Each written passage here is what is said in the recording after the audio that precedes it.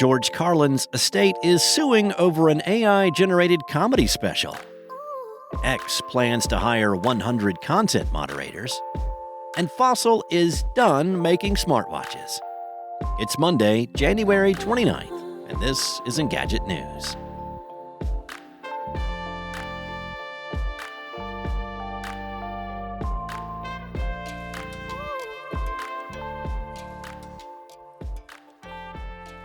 George Carlin's estate has filed a lawsuit against the makers of an hour-long comedy special featuring an AI replica of the comedian. NBC News was the first to report the story. The late comedian's estate, including his daughter Kelly Carlin, filed the suit in a Los Angeles federal court. It claims the online media company that posted the video, Dudesy, violated the performer's right to publicity and infringed on a copyright. The video is called George Carlin, I'm Glad I'm Dead, and features an hour of new material by the comedian who died in 2008. As AI replications go, it's certainly not going to break any records. It's audio only, and honestly doesn't even sound that much like Carlin. It sounds like a below-average impression of the comedian. It's also very, very bad. Carlin had an extremely unique voice, and this video is mostly basic punchlines you can see coming from miles and miles away. There's very little outlandish wordplay, there's no righteous fury. There are, however, a lot of jokes comparing Donald Trump to poop. The estate's attorney, Josh Schiller, went on to warn that artificial intelligence risked becoming a tool that allows bad faith actors to replace creative expression, to exploit the already existing work of creators, and to get rich at the expense of others. Now, Dudesy, the channel that created and posted the video, is actually run by the popular comedian Will Sasso and author Chad Kultgen.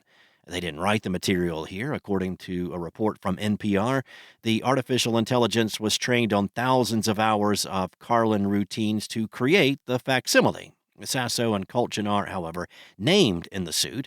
The pair behind Dudesy likened the AI-created Carlin to an impressionist who impersonates a public figure. The complaint seeks unspecified damages and the immediate removal of any video or audio copies of the hour-long special. So, if you're curious to hear a pretty bad Carlin impression make obvious jokes about Taylor Swift, you'd better get on that while you have the chance. Of course, this is just the latest salvo in the ongoing war between AI algorithms and humans that create works of value. That issue was at the very heart of last year's Hollywood writers' strike and the recent spate of AI-created celebrities used to scam consumers. X's head of business operations said the company plans to open a new office in Austin, Texas, for a team that will be dedicated to content moderation. That's according to Bloomberg. The Trust and Safety Center of Excellence, for which the company is planning to hire 100 full-time employees, will primarily focus on stopping the spread of child sexual exploitation materials.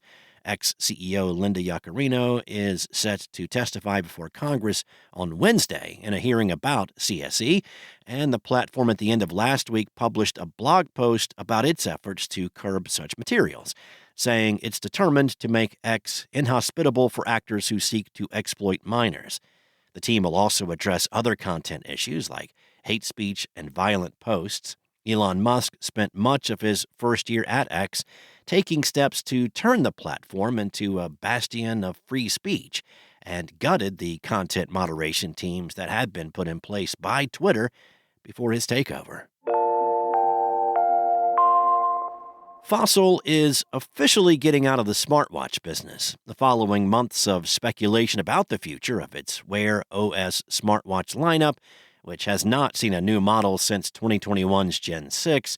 The company confirmed to The Verge on Friday that it's abandoning the category altogether. There will not be a successor to the Gen 6, but existing Fossil smartwatches will still get updates for the next few years.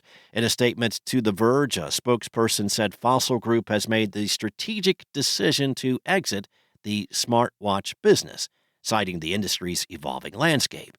Fossil Group is redirecting resources to support our core strength and the core segments of our business that continue to provide strong growth opportunities for us, designing and distributing exciting traditional watches, jewelry, and leather goods under our own as well as licensed brand names.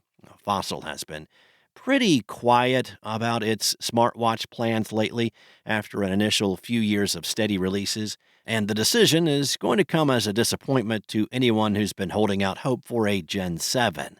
While they were known to struggle in the battery life department, Fossil smartwatches are some of the nicest looking ones out there. Thanks for listening. There's more to these stories and additional articles at Engadget.com. This episode featured journalism by Engadget contributors Lawrence Bonk and Cheyenne McDonald and was produced by Spoken Layer. Enjoy your day, and I'll be back tomorrow with more from Engadget.